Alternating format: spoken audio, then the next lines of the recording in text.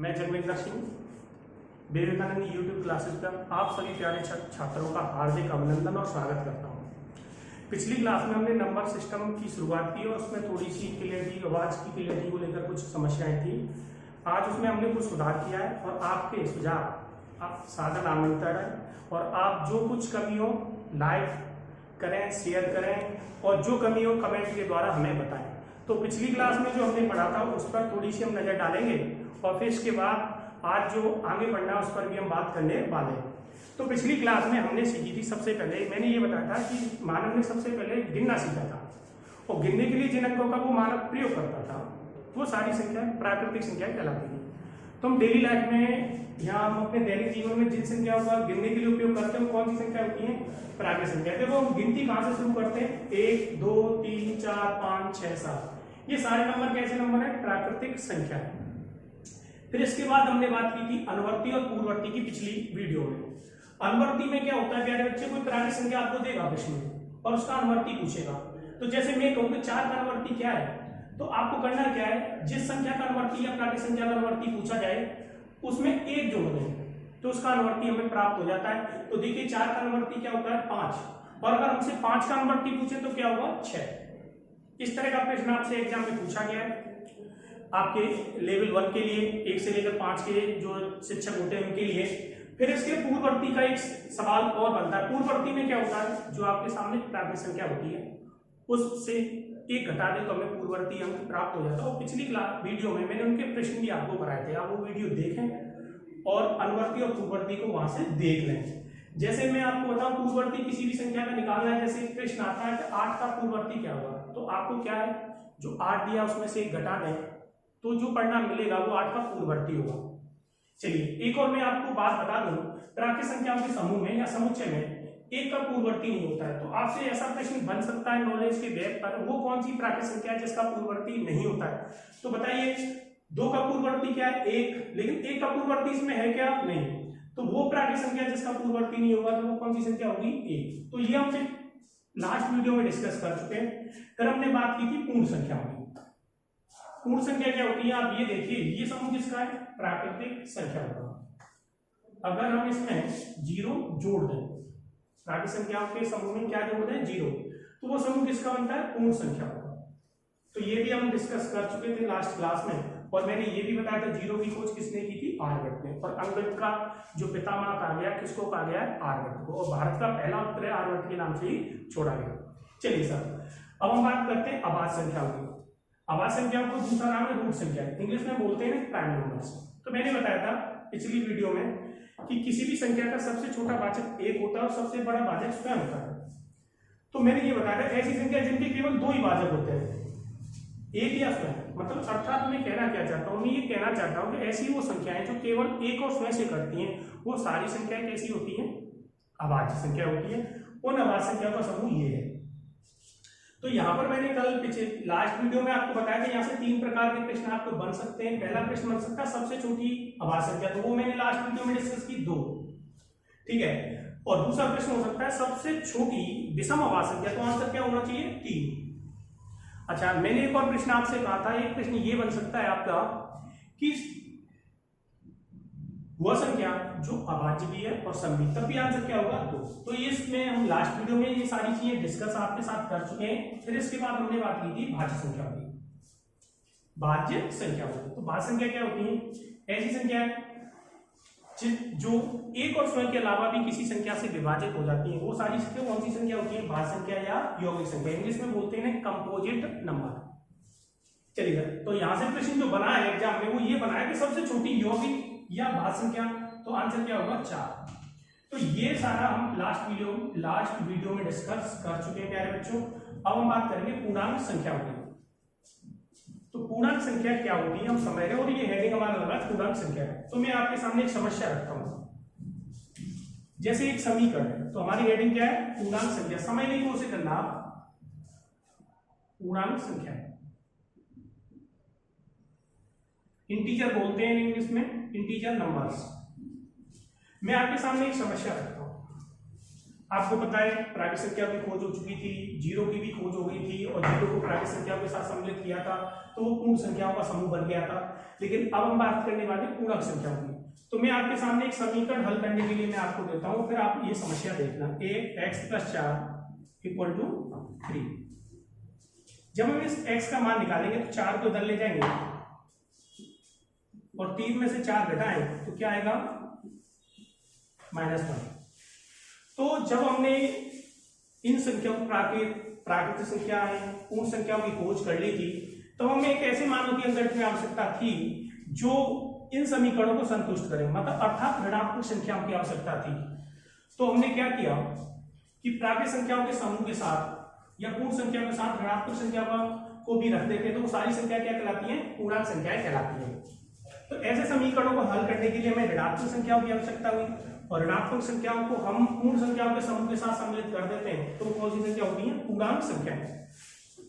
तो ये last class में हमने डिस्कस किया था। तो पूर्णांक संख्याएं आपकी ये हैं 0, 1, 2, 3, 4, 5, 6, 7, 8 और इनके साथ कौन सी संख्या, ऋणात्मक संख्या।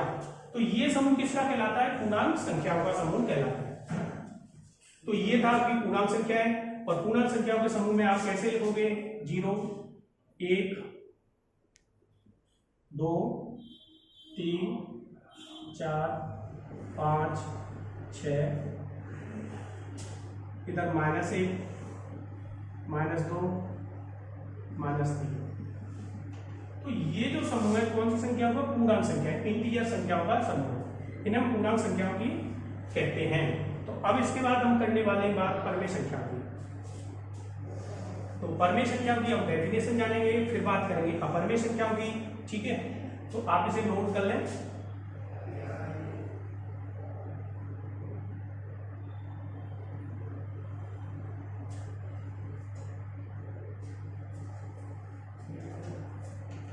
तो अब बात करने वाले हैं परमेय संख्या। परमेय संख्या, परमेय संख्याओं को इंग्लिश में बोलते हैं रेशनल नंबर्स।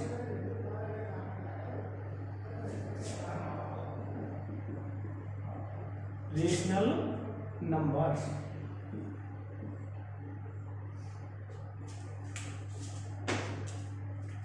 तो रेशनल नंबर क्या होते हैं, वे संख्याएं जिन्हें हम भिन्न के रूप में व्यक्त कर सकते हैं। भिन्न का रूप क्या होता है, P/Q की फॉर्म में और Q = 0। जिन संख्याओं को हम भिन्न के रूप में व्यक्त कर सकते हैं वो सारी संख्या क्या कहलाती हैं, परमेय संख्या कहला सकती है।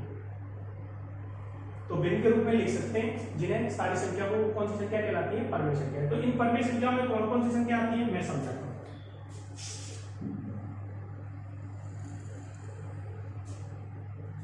एक तो P/Q की फॉर्म वाली संख्याएं जैसे 2/4, 6/7, 9/11, ये भिन्न रूप है तो ये भी कैसी संख्या हुई, परमेय संख्या है। एक आती है शांत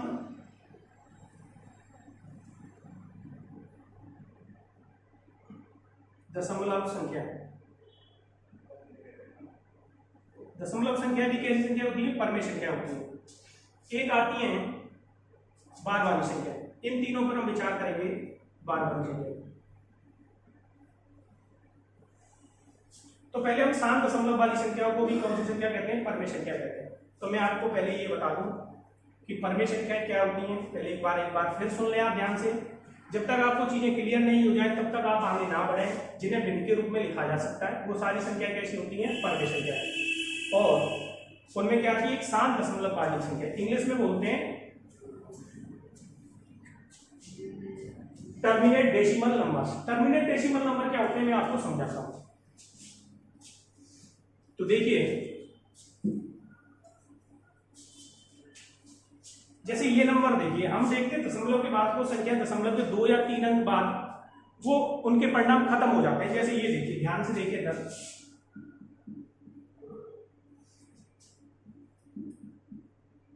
ये देखिए दशमलव के बाद ये कितने अंक है, 2 अंक है, इसमें कितने अंक है, 3। तो ये कैसे होंगे, शांत दशमलव संख्या होंगी, ठीक है। अब अशांत दशमलव वाली संख्या क्या होती है, जिनके बाद आने वाले अंकों की संख्या कभी खत्म ना हो, चलती रहे, नॉन टर्मिनेट, ऐसे कंटिन्यूअस है। ठीक है, ये होते हैं आसान दशमलव वाली संख्या है। तो हम यहाँ बात कौन सी संख्या हम कर रहे हैं, आसान दशमलव वाली संख्या है। जो दशमलव के बाद टर्मिनेट हो जाती है, खत्म हो जाती है, वो संख्या कैसी होती है, आसान दशमलव संख्या है। और वो संख्या भी क्या कहलाती है, परवेश संख्या है। बार वाली संख्या क्या होती है, आपने देखा होगा कुछ संख्याओं के ऊपर 1 या 2 डिजिट या 3 डिजिट के ऊपर इस तरह का बार लगा होता है, तो ये भी संख्या कैसी होती है, परवेश संख्या होती है। ठीक, तो सबसे पहले हम बात करेंगे परमेश संख्या में। तो परमेश संख्या में आपको पता है कि जिनको किन के रूप में लिखा जा सकता है, बोलो P/Q के फॉर्म में लिखा जा सके, Q does not equal to 0। तो वो सारी संख्या कैसी होती हैं, परमेश संख्या होती है। अब एक और बात समझिए यहाँ पर, तो अभी मैंने आपको आसान दशमलव वाली संख्या बताई, भार वाली संख्या बताई और पूर्णांक संख्या।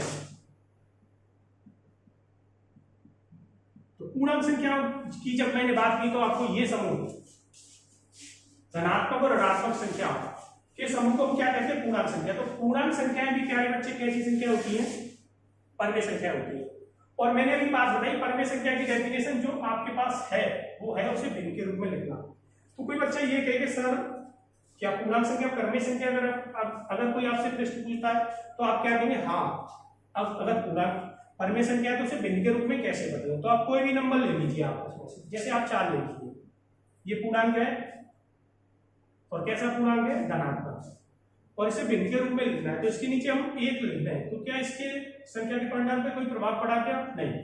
और ये कौन सा रूप हो गया, P/Q। तो ये कैसी संख्या पर मानी जाएगी, परमेय। तो जितनी भी पूर्णांक संख्या है वो कौन सी संख्या होती है, परमेय संख्या होती है। ठीक है, अब हम बात करेंगे आसान दशमलव वाली संख्या। आसान दशमलव वाली संख्या क्या होती है, तो अभी मैंने आपको एक एग्जाम्पल दिया था। 2 तरह की संख्या आती है, तो आसान दशमलव वाली संख्या और एक आसान। आसान क्या होती है और फिर आसान क्या होती है। हम ये देखते हैं कुछ दशमलव वाली संख्या दशमलव के 2 या 3 अंक बाद वो टर्मिनेट हो जाती है, खत्म हो जाती है, तो वो सारी संख्या कैसी कहलाती है, आसान दशमलव वाली संख्या। जैसे ये देखिए, इस संख्या को देखिए दशमलव वाली, इसमें दशमलव के बाद कितने अंक आए, 3, ये टर्मिनेट होगी, खत्म होगी, यहाँ से कंटिन्यूअस नहीं है। तो ये कैसी संख्या होगी, पहले बताओ, शांत दशमलव संख्या है। अशांत कैसी होती है ये भी समझो। उसमें क्या होता है, दशमलव के बाद आने वाले अंकों की संख्या का अंक बार बार आते रहते हैं कंटिन्यूअस, तो ये कौन सी होती है, आसान दशमलव वाली संख्या है। लेकिन हमने परमेय संख्या में किसको लिखा है, आसान दशमलव वाली संख्या भी कैसी होती है, परमेय संख्या होती है। तो ये संख्या कैसी होगी, बोलिए कैसी होगी, परमेय। लेकिन अशांत कैसी होगी, अपरमेय। हम बात कर रहे हैं आसान दशमलव वाली संख्याओं की। तो अब बड़ा प्रश्न ये उठता है कि आसान दशमलव वाली संख्याओं को भिन्न के रूप में कैसे बदलोगे। तो मैं आपके सामने एक एग्जांपल रखता हूं और उस चीज को समझते हैं। तो हमने बचपन में 4 या 5 की क्लास में ये पढ़ा था, किसी दशमलव बिंदु को साधारण बिंदु में बदलना। तो वही कंसेप्ट यहाँ पर हमें लगाना है, वही अवधारणा यहाँ पर लगानी है।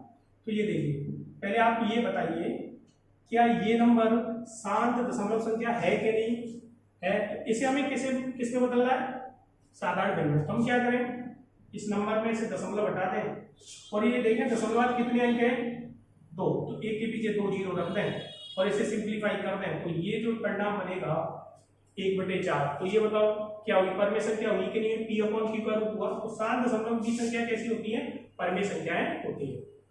तो ये पूर्णांक संख्याएं भी कैसी संख्या होती है, परमेय, और आसान दशमलव वाली संख्या भी कैसी होती है, परमेय। अब ये बार वाली संख्या कहां से आती है। तो अभी मैंने एक बात बताई थी आपको कि 2 तरह की दशमलव संख्या होती है, एक शांत और एक अशांत। अशांत में भी 2 तरह की होती है। तो अब हम बात समझेंगे आसान दशमलव वाली संख्या, ठीक है। तो यहां तक क्लियर हो गया होगा। तो अब हम बात करते हैं बार वाली संख्याओं पर, ठीक है।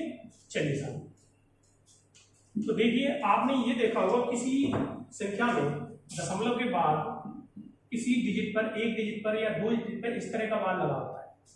इसका मीनिंग क्या होता है, इसका मीनिंग ये होता है कि 3 अंक का रिपीटेशन, 1 डिजिट 3 का बार बार रिपीटेशन कहां तक चल रहा हो, कंटिन्यूअस। तो बताइए अब ये कैसा नंबर होगा, ये होगा आसान, चल रहा है। लेकिन यहां पर हम देख रहे हैं 1 अंक की पुनरावृत्ति बार बार हो रही है। तो 1 अंक की पुनरावृत्ति बार बार हो रही है, तो आप सोच रहे होंगे कि बार हम एक डिजिट 3 पर क्या लगा दें, बार। तो ये बार वाली संख्या भी कैसी संख्या होती है, परमेय संख्या होती है। अब बड़ा प्रश्न ये होता है कि यहाँ से दो बातें आपके दिमाग में आ रही होगी जहन में, एक तो बार लगा के, और दूसरी बात ये आ रही होगी कि अगर ये परमेय संख्या है बार वाली, क्योंकि मैंने ये इसमें लिख रखी है परमेय संख्या, तो ऐसी कोई बार वाली संख्या आती है तो उसे p अपॉन q मतलब भिन्न के रूप में कैसे बदला जाए। और यहीं से आपके एग्जाम का प्रश्न बनता है, एक बार वाली संख्या आपको दी जाती है और यहाँ से उसका भिन्न रूप आपसे पूछा जाता है।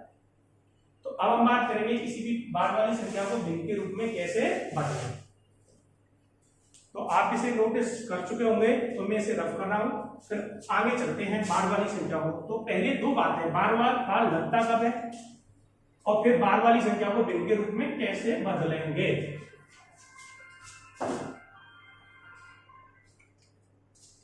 तो देखिए मैं एक आपको छोटा सा काम दे रहा हूं, जिसे आपको हल करना है। तो चलिए हम बात करते हैं 1/3। तो आप यहां देख रहे होंगे कि एक में कितने का भाग देना है, 3 का। चलो स्टार्टिंग करते हैं, एक को यहां लगा और 3 को यहां। हम ये देख रहे हैं जो संख्या में भाग दे रहे हैं मतलब अर्थात भाजक से छोटा है। तो जब भाज्य छोटा रह जाता है भाजक से, तो हम क्या लगाते हैं, दशमलव पॉइंट लगाते हैं, फिर उस भाज्य के पीछे एक 0 बढ़ाते हैं। तो आप ये देखिए एक में 3 का भाग जाएगा नहीं, तो आप क्या करोगे, यहाँ दशमलव लगा दोगे और एक 0 बढ़ा दो। तो अब कितनी बार भाग जाएगा, 3 बार, 9, फिर एक बचेगा उसी चौराहे, फिर खड़े हुए, फिर एक 0 बढ़ाओगे। तो आप एक बात बताइए, हर बार एक बचेगा और हर बार आप एक 0 बढ़ाते रहेंगे, तो जो भागफल में बार बार क्या आता रहेगा, 3 3 3, और ये सुबह से शाम हो जाएगी और शाम से सुबह हो जाएगी, लेकिन ये आपका कंटिन्यूस चलता रहेगा। तो आप ये देखिए कि यहाँ पर देख रहे हैं कि ये एक ऐसी संख्या है जो अशांत है, अशांत दशमलव संख्या है, लेकिन यहाँ पर एक अंक की पुनरावृत्ति बार बार हो रही है। तो कोई बच्चे ने किसी गणितज्ञ ने ये कहा कि ऐसा करिए, अगर कोई कहीं भी ऐसा अशांत नंबर मिलता है आपको दशमलव वाला, जिसमें कोई पैटर्न बार बार रिपीट हो रहा हो, तो उस पैटर्न के ऊपर आप बार लगा दीजिए। ठीक है, तो 3 का पैटर्न बार बार आ रहा है, तो आप क्या करोगे, इस पे क्या लगा दोगे, बार। तो ये सारी बार वाली संख्या कैसी होगी, परमेय, क्योंकि हमें पता है ये किसका परिणाम है, 1/3, और ये किसका रूप था, भिन्न का रूप था। तो इस तरह के नंबर आते हैं, तो आपको कहां पर रखने हो, परमेय संख्या में। तो ये बात आपको समझ में आ गई होगी। जब हम भाग देते हैं तो हमें एक ऐसे नंबर मिलते हैं आसान, जहां पर रिपीटेशन कैसी होती है या पुनरावृत्ति कैसी होती है, बार बार होती है। चलिए साहब, अब हम बात करेंगे इसको कैसे, बार वाली संख्या को कैसे भिन्न के रूप में बदलें। देखिए अगर ऐसे मैं सब्जेक्ट कराऊं तो बोर्ड भर जाएगा, तो मैं आपको 2 छोटी छोटी बातें बताता हूं और उनके बाद आप आसानी से 2 सेकंड के अंदर किसी भी बार वाली संख्या को भिन्न के रूप में बदल पाओगे।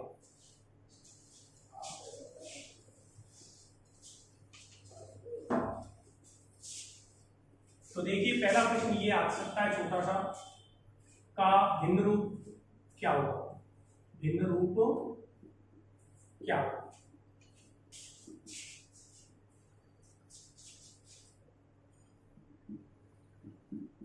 तो आप ये देखिए बार वाली संख्या है जिसे हमें भिन्न के रूप में बदलना है। तो हम कैसे से बदलेंगे, और हमें कंपटीशन में क्या है, बहुत जल्दी से जल्दी इस प्रश्न को हल करना होता है और मात्र 2 सेकंड के अंदर इसका आंसर हम कैसे दें।